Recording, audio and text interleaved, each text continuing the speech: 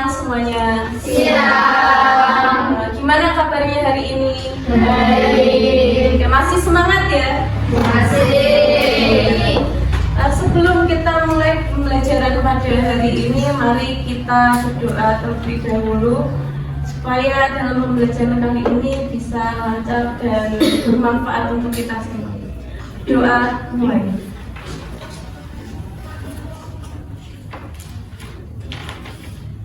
Doa selesai. Oke, sebelum masuk ke pembelajaran, saya akan mengecek absensi terlebih dahulu. Hari ini masuk semua atau ada yang tidak masuk ya? Masuk semua. Masuk semua ya, alhamdulillah. Oke, untuk pembelajaran kali ini, kira-kira ada yang tahu materinya tentang apa? Belum tahu. Kira-kira masih ingat pembelajaran yang kemarin tentang apa? Iya, betul sekali, tentang jaminan kemerdekaan berpendapat. Masih ingat ya, di dalam jaminan maksud dari jaminan kemerdekaan berpendapat itu kita ketika berpendapat itu kita sudah dilindungi oleh hukum, oleh pemerintah dan negara. Jadi kita bebas untuk mengeluarkan pendapat. Tapi dalam mengeluarkan pendapat kita juga harus tahu batasannya dan harus bertanggung jawab dengan pendapat kita. Nah, untuk selanjutnya kita akan membahas tentang bentuk-bentuk penyampaian pendapat.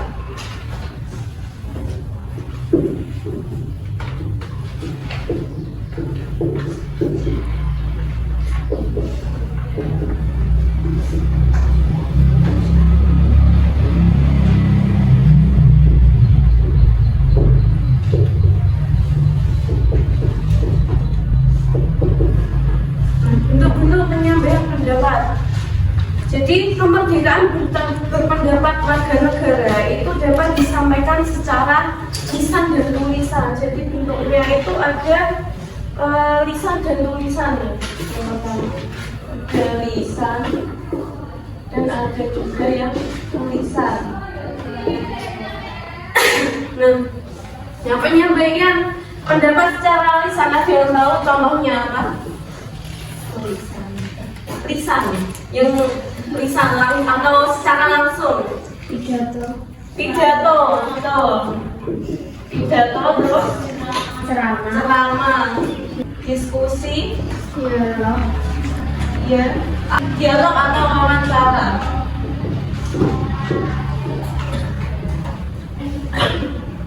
Nah, ini contoh-contoh dari bentuk penyampaian pendapat secara lisan. Kalau yang bertulisan ada yang tahu?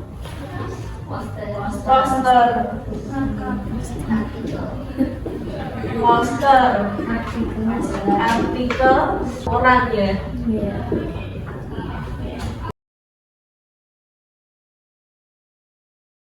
Dan masih banyak lainnya ya, ada berbentuk gambar, pamflet, spanduk.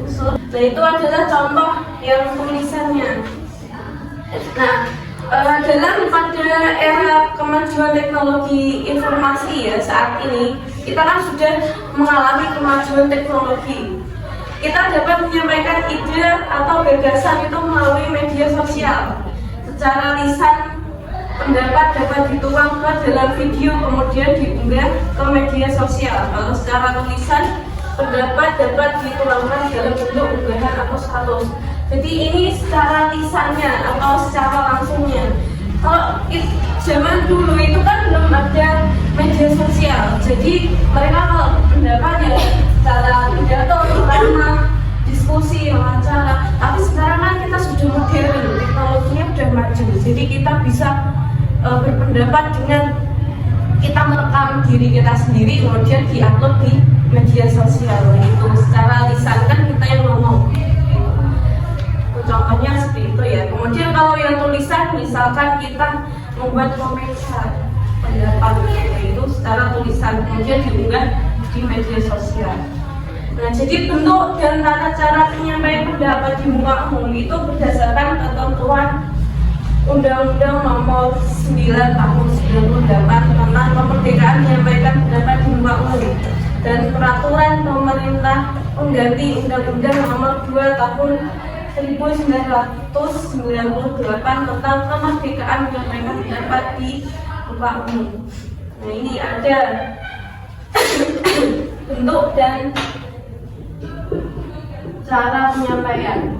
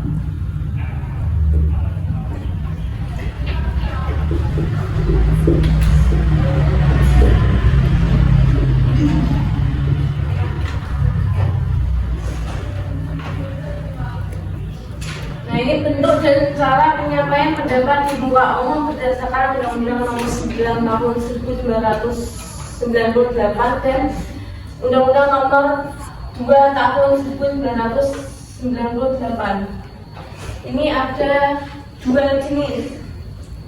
Yang pertama, ini dua contoh ya menurut undang-undang ini. Yang pertama itu mimbar bebas.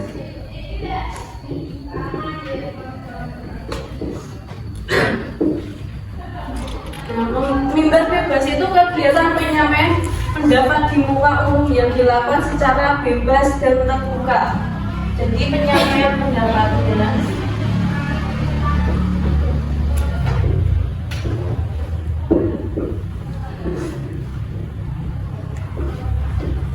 secara bebas dan terbuka.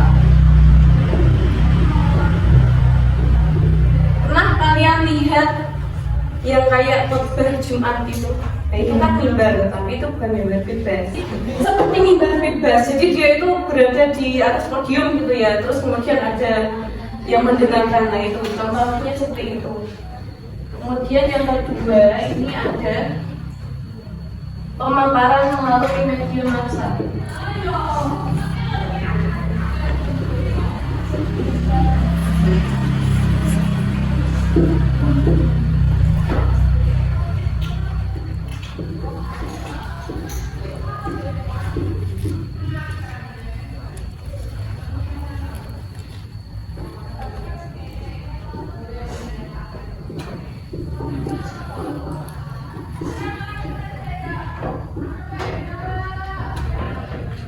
Nah, ini pemaparan melalui media massa itu bisa cetak atau elektronik. Kalau cetak seperti koran ya. Kemudian dalam pemaparan melalui media massa itu contohnya penyampaian pendapat secara lisan maupun tulisan melalui media massa atau elektronik.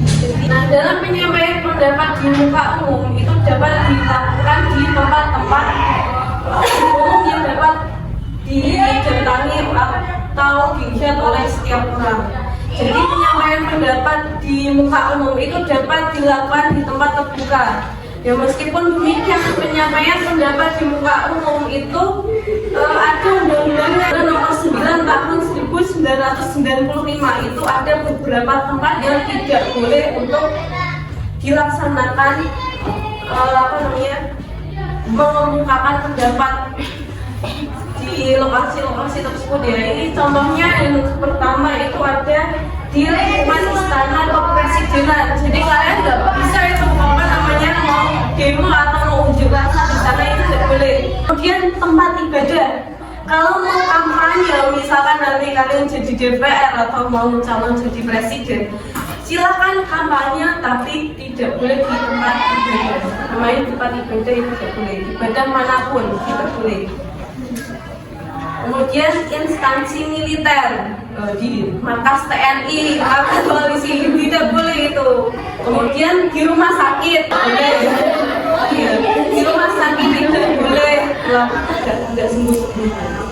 Kemudian di pelabuhan udara atau laut, pelabuhan udara atau laut ya, itu tidak boleh. Kemudian stasiun kereta api itu tidak boleh. Terminal angkutan darat tidak boleh juga, dan objek-objek yang lainnya. Objek yang kedua itu pada hari besar nasional, misalkan hari Nyepi, mau juga saya tidak bisa, tidak boleh.